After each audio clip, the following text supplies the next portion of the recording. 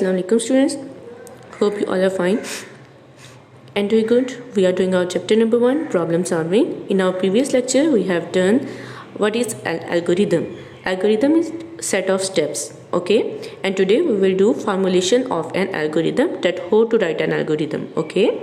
So let's see, there are different notations, keywords to write an algorithm. We use the notations present in table 1.2 to write an algorithm. हम देखेंगे हम algorithm को किस तरह से लिख सकते हैं.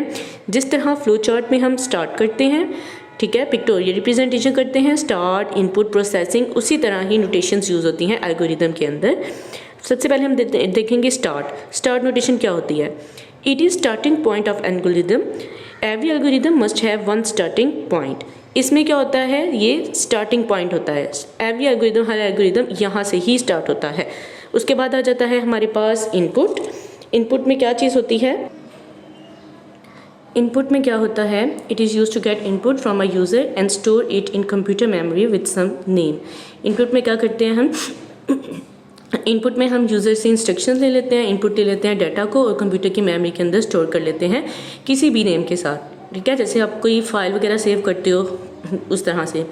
उसके बाद आ जाता है थर्ड पॉइंट हमारे पास set. It is used to give number to data in computer memory. It is also used to update the value of existing data. इसमें क्या होता है, आपने जब use to give name to data in computer memory के अंदर आप data को नेम दे देते हो जब आप डाटा को स्टोर करते हो. उसके बाद नेक्स्ट हमारे पास आ जाता है if else. If else statement में क्या होता है, कंडीशन लग जाती है. It is used to check the condition. For example, the condition like if A greater than B, a condition is evaluated as true or false.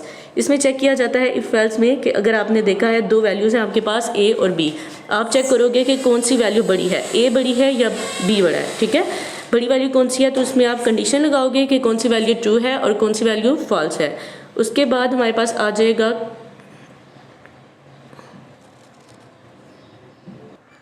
Conditions लग जाएगी कि दो स्टेटमेंट है आपके पास, उस स्टेटमेंट में से आप चेक करोगे कि कौन सी स्टेटमेंट ट्रू है या फॉल्स है. फॉर एग्जांपल दो नंबर हैं अगर आपके पास, तो आप चेक करोगे उन दो नंबर में से कौन सा नंबर ग्रेटर है, ठीक है. तो ग्रेटर के लिए आपको क्या चाहिए, कंडीशन चाहिए, क्योंकि आपने दो वैल्यूज़ को कंपेयर करना है. तो जब भी आपने दो वैल्यूज़ को कंपेयर करना होता है हम इफ़ एल्स स्टेटमेंट को यूज़ करते हैं. In case the condition is true then the statement related with if part are executed. अगर तो कंडीशन जो सी स्टेटमेंट आपकी ट्रू है तो इफ पार्ट वाली आपकी जो स्टेटमेंट है वो एग्जीक्यूट हो जाएगी. Otherwise the statement of else part are executed. नहीं तो अगर आपकी इफ वाली ठीक नहीं है तो आपकी जो एल्स में स्टेटमेंट आ जाएगी ना वो आपकी ट्रू हो जाएगी.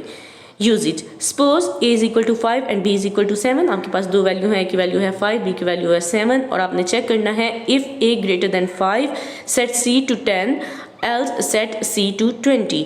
अगर तो A ग्रेटर देन 5 है तो आप C को 10 कह दोगे और नहीं तो आप C को 20 कह दोगे. Return else part is optional. उसके बाद आपके पास आ जाती है go to statement. Go to statement में आप क्या कर सकते हो, गो टू स्टेटमेंट में आप जंप कर सकते हो, मतलब कि ज़्यादा जो स्टेप्स हैं उनको जंप करके ऊपर आ सकते हो अगर आपको रिक्वायर हैं. It is use to transfer control to a certain step of an algorithm. It is usually required in loops, ठीक है. उसके बाद आपके पास आ जाएगा आउटपुट. आउटपुट में क्या होता है, it is use to display value on the screen. आपके पास वैल्यू आ जाएगी और स्टॉप में क्या हो जाएगा, आपका प्रोग्राम एंड हो जाएगा, टर्मिनेट हो जाएगा, ठीक है. उसके बाद एग्जाम्पल देखेंगे. To find the sum product and average of 5 given numbers.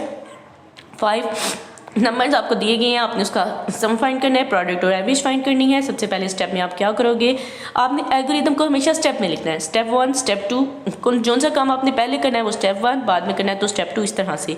Step 1 में आप स्टार्ट कर दोगे. स्टेप 2 में आप हमेशा क्या करते हो, इनपुट ले लेते हो यूजर से. जिस तरह फ्लो चार्ट में आप स्टेप 2 में इनपुट लेते हो, इसी तरह एल्गोरिदम में आपने वैल्यूज इनपुट ले लेनी है. 5 नंबर ले लेने हैं, N1, N0, N1, N2, N3, N4. Step 3 में आप क्या करोगे, सेट सम 2. आपने जो भी करनी है प्रोसेसिंग वो आप सम सेट करोगे. सेट सम 2, सम कैसे करते हैं, N0, N1, N2, N3, N4 plus कर देना है. आपने प्रोडक्ट करना है तो आपने लिखना है स्टेप 4 में set product 2, N0 multiply N1 multiply N2 multiply N3 multiply N4. और स्टेप 5 में आपने एवरेज फाइंड करनी है तो सेट एवरेज 2. एवरेज कैसे फाइंड करते हैं, सम ऊपर लिख के उसको डिवाइड कर देना अपने टोटल नंबर ऑफ वैल्यू से, मतलब 5 वैल्यूज हैं तो आप 5 से इसको डिवाइड कर दोगे. स्टेप 6 में आप क्या करोगे, आउटपुट लिख लोगे. आउटपुट किस चीज़ की आ जाएगी, ये देखिए आपने इधर जिन वैल्यूज़ को सेट किया है, आपने ऊपर सेट किया था सम प्रोडक्ट और एवरेज को, तो आउटपुट में भी आपके पास आ जाएगा सम प्रोडक्ट एवरेज। उसके बाद स्टेप 7 में आपका प्रोग्राम हो जाएगा एंड। ठीक है, तो ये आपका हो जाएगा एक एल्गोरिदम।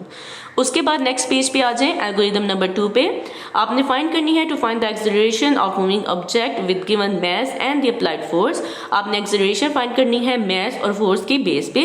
स्टेप 1 में आप स्टार्ट करोगे, स्टेप 2 में आप इनपुट ले लोगे, इनपुट नंबर्स, कौन सा नंबर आपको चाहिए, मास और फोर्स चाहिए जिसकी बेस पे आप एक्सेलरेशन फाइंड कर सको।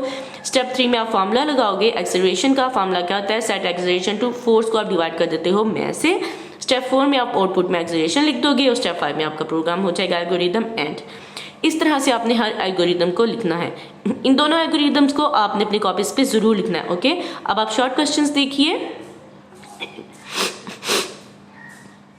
स्टार्ट के ऊपर लिखिए right the use of start notation. Input के ऊपर लिखिए right the use of input notation. Set के ऊपर लिखिए right the use of set notation, ये आपने 2 लाइन्स लिखनी है। इफ एल्स के ऊपर लिखिए set the use of if else notation, ये आपने फुल पैराग्राफ लिखना है। गो टू के ऊपर लिखिए set the use of go to notation, ये आपने 2 लाइन्स लिखनी है। फिर उसके बाद write the use of output notation and then write the use of stop notation. ये आपने शॉर्ट क्वेश्चंस करने के बाद आपने एल्गोरिदम लिखने हैं अपनी कॉपी पे, first and second algorithm. Okay, अल्लाह हाफिज, टेक केयर।